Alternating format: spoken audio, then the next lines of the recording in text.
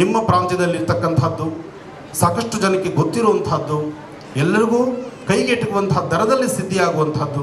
ಸಮಸ್ಯೆ ಅಂತ ಬಂದಾಗ ಸಮಸ್ಯೆಗೆ ಇಮ್ಮಿಡಿಯೇಟ್ ಆಗಿ ಅದಕ್ಕೆ ತಕ್ಷಣಕ್ಕೆ ಒಂದು ಪರಿಹಾರ ಮಾಡ್ಕೊಳ್ಬೇಕಾದ್ರೆ ಚಿಕ್ಕದಾದಂಥ ಚುಟುಕಾದಂಥ ಒಂದು ಪರಿಹಾರವನ್ನು ಹೇಳ್ತೀನಿ. ವಿಳ್ಯದೆಲೆ ತಮ್ಮೆಲ್ಲರಿಗೂ ಗೊತ್ತಿದೆ. ವಿಳ್ಯದೆಲೆ ಗೊತ್ತಿದೆ ಅಲ್ಲ? ಸಮಸ್ಯೆ ಏನೇ ಇರಲಿ, ಸಡನ್ನಾಗಿ ಮನೇಲಿ ಮಕ್ಕಳಿಗೆ ಆರೋಗ್ಯ ಸರಿ ಇಲ್ಲ, ಅಥವಾ ಏನೋ ಒಂದಷ್ಟು ಹಣಕಾಸಿನ ಸಮಸ್ಯೆ ಆಯಿತು, ಅಥವಾ ಯಾವುದೋ ಒಂದು ಸಂಕಟ ಎದುರಾಯಿತು, ಅಥವಾ ಯಾವುದೋ ಒಂದು ಇಕ್ಕಟ್ಟಿಗೆ ಸಿಕ್ಕಾಕೊಂಡ್ಬಿಟ್ಟಿದ್ದೀರಿ, ಯಾವುದೋ ಒಂದು ಉದ್ಯೋಗಕ್ಕೆ ಹೋಗ್ತಿದ್ದೀರಿ, ನಿಮ್ಮ ಮೇಲಧಿಕಾರಿಗಳಿಂದ ಏನೋ ಒಂದು ಸಮಸ್ಯೆ ಇದೆ, ತೊಂದರೆ ತಾಪತ್ರಯ ಎಂಬತಕ್ಕಂಥದ್ದು ಹೇಗೆ ಯಾವಾಗ ಯಾವ ಕ್ಷಣ ಹೇಗೆ ಬಂದು ಸೇರುತ್ತೋ ಗೊತ್ತಿಲ್ಲ. ಅಂಥದ್ರಲ್ಲಿ ರಾಮಬಾಣವ ಕೆಲಸ ಮಾಡತಕ್ಕಂಥದ್ದು ವಿಳ್ಯದೆಲೆ. ಒಂದೇ ವಿಳ್ಯದೆಲೆ, ಒಂದು ವಿಳ್ಯದೆಲೆ ತೆಗೆದುಕೊಳ್ಳಿ. ನಿಮ್ಮ ಮನೆಯಲ್ಲಿ ರಕ್ತಚಂದನ ಅಥವಾ ಗಂಧ, ಶ್ರೀಗಂಧ, ಗಂಧದ ಚಕ್ಕೆ ಅಥವಾ ಏನೂ ಇಲ್ಲ ಅಂದರೆ ಗಂಧದ ಪುಡಿ, ಅಥವಾ ಅದೂ ಇಲ್ಲ ಅಂದರೆ ಒಂದು ಅರಿಶಿನ ಕೊಂಬು, ಅರಿಶಿನ ಕೊಂಬು ತಗೊಳ್ಳಿ. ಅರಿಶಿನ ಕೊಂಬನ್ನು ನೆಲವನ್ನು ಶುದ್ಧಿ ಮಾಡಿ ನೆಲದ ಮೇಲೆ ಗಂಧ ತೆಗೀರಿ. ಗಂಧವನ್ನು ತೆಗೆದು ಪಕ್ಕದಲ್ಲಿಡಿ.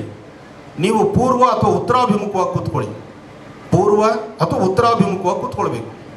ಕೂತ್ಕೊಂಡು ಆ ತೆಗೆದಿರ್ತಕ್ಕಂತಹ ಗಂಧವನ್ನು, ಅರಿಶಿಣದ ಗಂಧವನ್ನು ನಿಮ್ಮ ಉಂಗುರದ ಬೆರಳಲ್ಲಿ ತಗೊಳ್ಳಿ.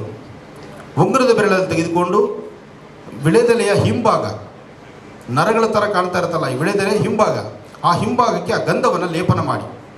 ಅದರ ಮುಂಭಾಗ ಖಾಲಿ ಬಿಡಿ. ಹಿಂಭಾಗ ಗಂಧವನ್ನು ಲೇಪನ ಮಾಡಬೇಕು. ಯಾವುದು? ಅರಿಶಿಣದ ಗಂಧವನ್ನು ಲೇಪನ ಮಾಡಬೇಕು. ಅದರ ಮುಂಭಾಗವನ್ನು ಖಾಲಿ ಇಟ್ಕೊಳ್ಬೇಕು. ಮುಂಭಾಗದಲ್ಲಿ ಮನೆ ದೇವರ ಪ್ರಾರ್ಥನೆ ಮಾಡಿ ನಿಮ್ಮ ಸಮಸ್ಯೆ ಏನು ಎಂಬತಕ್ಕಂಥದ್ದನ್ನು ಆ ವಿಳ್ಯದೆಲೆನ ಮುಂದೆ ಇಟ್ಕೊಂಡು ವಿಳ್ಯದೆಲೆಗೆ 3 ಬಾರಿ ನಿಮ್ಮ ಸಮಸ್ಯೆಯನ್ನು ಹೇಳಿ. ಏನಪ್ಪ ಇದು, ವಿಳ್ಯದೆಲೆ ಮುಂದಿಟ್ಕೊಂಡು ಸಮಸ್ಯೆ ಹೇಳಿದ್ರೆ ಕಷ್ಟ ಪರಿಹಾರ ಆಗುತ್ತಾ? ಈ ಚಿಂತನೆ, ಈ ಪ್ರಶ್ನೆ ನಿಮಗೆ ಬರ್ಬೋದು. ಬಂದರೂ ಆನಂದ್ ಗುರೂಜಿಯವರ ಕಾರ್ಯಕ್ರಮ ನೀವು ನೋಡಿದ್ದರೆ, ಇಲ್ಲಿವರೆಗೂ ಈ ಕಾರ್ಯಕ್ರಮಗಳನ್ನು ವೀಕ್ಷಣೆ ಮಾಡಿದರೆ ಇದರ ಫಲ ಏನು ಎಂಬತಕ್ಕಂಥದ್ದನ್ನು ಬಹುಶಃ ನೀವು ಅರ್ಥಕೊಳ್ತೀರಿ. ಆನಂದ್ ಗುರೂಜಿ ಬರೀ ಕತೆ ಹೇಳೋದಷ್ಟೇ ಅಲ್ಲ, ಅಥವಾ ವೇದಿಕೆ ಮೇಲೆ ಕೂತು ಭಾಷಣ ಮಾಡೋದು ಮಾತ್ರ ಅಲ್ಲ, ಅಥವಾ ವಾಹಿನಿಯಲ್ಲಿ ಕೂತು ಲೈವ್ ಬರೀ ಯಾವುದೊಂದು ರೆಕಾರ್ಡಿಂಗ್ ಮಾಡಿ ಪ್ರೋಗ್ರಾಮ್ ಬಿಡ್ತಕ್ಕಂಥದ್ದಲ್ಲ. ನೇರ ಪ್ರಸಾರದಲ್ಲಿ ಇರ್ತಕ್ಕಂಥವ್ರು ಇದನ್ನು ಚೆನ್ನಾಗಿ ಅರ್ಥ ಮಾಡ್ಕೊಳ್ಳಿ. ನೇರ ಪ್ರಸಾರದಲ್ಲಿ ಕೂತು ನೀವು ಕೇಳುವಂಥ ಪ್ರಶ್ನೆಗೆ ಆಗಿಂದಾಗಲೇ ಉತ್ತರವನ್ನು ಕೊಡ್ತಕ್ಕಂಥವ್ರು. ಅಂದರೆ ಅಹಂ ಬ್ರಹ್ಮಾಸ್ಮಿ, ನಾನು ಬ್ರಹ್ಮ ಅಂತ ಹೇಳ್ತಿಲ್ಲ, ನನ್ನೊಳಗೊಂದು ಶಕ್ತಿ ನನಗೆ ಗೊತ್ತಿಲ್ದಿರ ಆ ತಾಯಿ ನಡೆಸ್ತಿದ್ದಾಳೆ. ಹೇಗೆ ನಮ್ಮ ಮಾರ್ಕಂಡೇಯ ಆಶ್ರಮದಿಂದ, ಅಲ್ಲಿಂದ ಮರ್ಕಟ ಆಶ್ರಮದಲ್ಲಿ ಶ್ರೀಗಳು ಅವರು ಹೇಗೆ ಅವ್ರ ನುಡಿಗಳನ್ನು ಅಷ್ಟು ತೂಕವಾಗಿ ಹೇಳಿ ಮಾತಾಡ್ತಿದ್ದಾರೆ ಅಂದರೆ ಅದು ಅವ್ರಿಗೆ ಗೊತ್ತಿಲ್ಲ. ಅವ್ರು ಏನು ಮಾತಾಡ್ತಿದ್ದಾರೆ, ಏನು ಮಾತುಗ ಶಕ್ತಿ ಇದೆ, ಅದು ಯಾರು ಮಾತಾಡಿಸ್ತಿದ್ದಾರೆ ಅಂತ ಅವ್ರಿಗೂ ಗೊತ್ತಿಲ್ಲ. ಒಳಗಡೆ ಒಂದು ಶಕ್ತಿ ಕೆಲಸ ಮಾಡ್ತಾ ಇದೆ. ಹಾಗೆ ಅಂತಹ ಬೇರನ್ನು ನಂಬಿ ಬದುಕ್ತಿರ್ತಕ್ಕಂತಹ ಈ ನಿಮ್ಮ ಆನಂದ್ ಗುರೂಜಿಯವರು ಹೇಳುವುದು, ತಂತ್ರಗಳನ್ನು ಮಾಡಿ ಅದರ ಕೆಲಸವನ್ನು ನೋಡಿ. ಎಲೆಯ ಮುಂದೆ 3 ಬಾರಿ ಹೇಳ್ಕೋಬೇಕು. ಹೇಳಿದ್ದಾದ ನಂತರ ಇನ್ನಷ್ಟು ಗಂಧ ಹೊರಡಿರುತ್ತಲ್ಲ, ಆ ಉಳಿದಿರ್ತಕ್ಕಂಥ ಗಂಧವನ್ನು ಒಂದು ತುಳಸಿ ಕಡ್ಡಿ, ಒಂದೇ ಒಂದು ತುಳಸಿ ಕಡ್ಡಿ ತೆಗೆದುಕೊಂಡು ಈ ಪ್ರಕಾರ ಗಂಧವನ್ನು ಅದ್ಕೊಳ್ಬೇಕು. ಈ ಕಡ್ಡಿಯಲ್ಲಿ ವಿಳ್ಯದೆಲೆ ಮೇಲೆ ಒಂದು ವೃತ್ತಾಕಾರವನ್ನು ಹಾಕಬೇಕು. ಹಿಂಭಾಗ ಗಂಧ ಹಚ್ಚಿದ್ದೀರಿ, ನಿಮ್ಮ ಸಮಸ್ಯೆ ಹೇಳಿದ್ದೀರಿ, ಮುಂದ್ಗಡೆ ಎಲೆ ಖಾಲಿ ಇದೆ, ಆ ಖಾಲಿ ಇರ್ತಕ್ಕಂಥ ಎಲೆಯ ಮೇಲೆ ಗಂಧವನ್ನು ತೆಗೆದು ಒಂದು ವೃತ್ತಾಕಾರವನ್ನು ಹಾಕಿ. ಮೊದಲು ಒಂದು ಸರ್ಕಲ್ ಬರೀರಿ.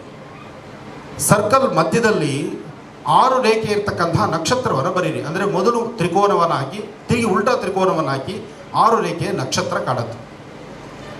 ನಕ್ಷತ್ರದ ಮಧ್ಯದಲ್ಲಿ ಓಂ ಶ್ರೀಂ ಓಂ, ಓಂ ಶ್ರೀಂ ಓಂ, ಈ 3 ಬೀಜಾಕ್ಷರಿ ಮಂತ್ರವನ್ನು ಅದರ ಮೇಲೆ ಬರೀರಿ. ಓಂ ಶ್ರೀಂ ಓಂ, ಈ 3 ಬೀಜಾಕ್ಷರಿ ಮಂತ್ರ. ಈ ಬೀಜಾಕ್ಷರಿ ಮಂತ್ರವನ್ನು ಬರೆದು ಅದರ ಮೇಲ್ಗಡೆ ಒಂದು ಚಿಟಿಗೆ ಕುಂಕುಮ ತೆಗೆದುಕೊಂಡು ಬೀಜಾಕ್ಷರಿ ಮಂತ್ರದ ಮೇಲೆ ಕುಂಕುಮನ ಹಾಕ್ತಾ, ಅಮ್ಮ ನನಗಿಂಥ ಸಮಸ್ಯೆ ಇದೆ, ಮಕ್ಕಳು ಓದಲ್ಲಾಗಲಿ, ಮನೆಯವರ ಕೆಲಸದಲ್ಲಾಗಲಿ, ನನ್ನ ಅಭಿವೃದ್ಧಿಯಲ್ಲಾಗಲಿ, ನನ್ನ ಅನಾರೋಗ್ಯದಲ್ಲಾಗಲಿ, ಇದು ನಿನ್ನ ದಯೆ ಬೇಕು, ನಿನ್ನ ಒಂದು ಮಾರ್ಗದರ್ಶನ ಬೇಕು ಅಂತೇಳಿ ಕುಂಕುಮವನ್ನು ಹಾಕಿ ಎಲೆಯ ತುದಿ ಮುಂಭಾಗ, ಎಲೆ ತಳಡೆ ತೊಟ್ಟಿದೆ, ಮೇಲ್ಭಾಗ ಮುಂಭಾಗ ಇದೆ, ಆ ಮೇಲ್ಭಾಗದಿಂದ ಸುರುಳಿ ಸುತ್ತಕೊಂಡು ಬನ್ನಿ. ಒಂದು ಯಂತ್ರದ ಆಕಾರದಲ್ಲಿ ಸುರುಳಿ ಸುತ್ತಬೇಕು. ಸುರುಳಿ ಸುತ್ತಿ ಅದನ್ನು ನಿಮ್ಮ ಉಂಗುರದ ಬೆರಳು ಮತ್ತು ಹೆಬ್ಬೆರಳ ಮಧ್ಯದಲ್ಲಿ ಆ ಒಂದು ಸುರುಳಿ ಸುತ್ತಿರ್ತಕ್ಕಂಥ ಯಂತ್ರದ ಆಕಾರ ಇರ್ತಕ್ಕಂಥ ವಿಳ್ಯದೆಲೆನ ಇಟ್ಕೊಂಡು ಇದನ್ನು ಈ ಪ್ರಕಾರ ಇಟ್ಕೊಳ್ಳಿ. ಸೂರ್ಯ ಅಥವಾ ಉತ್ತರ, ಪೂರ್ವಾಭಿಮುಖ ಅಥವಾ ಉತ್ತರಾಭಿಮುಖವಾಗಿದ್ದು ಇದರ ಮೇಲೆ 1 ಹನಿಯಷ್ಟು ಹಾಲು ಹಾಕಿ, ಒಂದೇ ಹನಿ, 1 ಹನಿ ಹಾಲು ಹಾಕಿ 2 ಕಣ್ಣುಗಳೆತ್ಕೊಂಡು ಒಂದು ದಾರದಿಂದ ಅದನ್ನು ಬಂಧಿಸಿ, ಅದನ್ನು ನಿಮ್ಮ ಮನೆಯ ದೇವ್ರ ಮನೆಯಲ್ಲಾಗಲಿ, ಅಥವಾ ನಿಮ್ಮ ಮನೆಯ ಪ್ರಧಾನ ದ್ವಾರದಲ್ಲಾಗಲಿ, ನಿಮ್ಮ ವ್ಯಾಪಾರ ಸ್ಥಳದಲ್ಲಾಗಲಿ, ಅಥವಾ ನಿಮ್ಮ ಮಲಗುವ ಕೋಣೆಯಲ್ಲಾಗಲಿ, ಎಲ್ಲಿ ಅದರ ರಹಸ್ಯವನ್ನು ಕಾಪಾಡ್ಕೋಬೇಕು ಅಂತಿದ್ದೀರಿ ಅದನ್ನು ಆ ಸ್ಥಳದಲ್ಲಿ ಕಟ್ಟಿ. ಇದು ಕಟ್ಟಿದ ಬರೀ 9 ದಿನ ಮಾತ್ರ. ಇದಕ್ಕೆ 3 ತಿಂಗಳು ಬೇಡ, 9 ದಿನ ಕಟ್ಟಿದ 24 ಗಂಟೆಯಲ್ಲಿ ನಿಮ್ಮ ಕೆಲಸದ ಜಾಗರೂಕತೆ ಹೇಗಿರುತ್ತೆ, ಹೇಗೆ ನಿಮ್ಮ ಕೆಲಸ ಅದು ಕಾರ್ಯಸಿದ್ಧಿ ಆಗುತ್ತೆ, ನಿಮ್ಮನ್ನು ಕೈ ಹಿಡಿದು ನಿಮ್ಮನ್ನು ನೊಂದಿರ್ತಕ್ಕಂತಹ ಮುಖಕ್ಕೆ ಹೇಗೆ ಮಂದಾಸವನ್ನು ಕೂಡುತ್ತೆ, ಹೇಗೆ ನಗುಮುಖವನ್ನು ತರುತ್ತೆ ಅಂತಕ್ಕಂಥದ್ದನ್ನು ನೀವು ಕಾದು ನೋಡಬೇಕಾಗತ್ತೆ. ಮನೆಯಲ್ಲಿ ಈ ಪ್ರಯೋಗವನ್ನು ಮಾಡಬೇಕಾಗತ್ತೆ. ಮಾಡಿದಾಗಷ್ಟೇ ಅದರ ಫಲ ನಿಮಗೆ ಸಿಗೋದಾಗತ್ತೆ. ಒಳ್ಳೆಯದಾಗಲಿ, ಶುಭವಾಗಲಿ.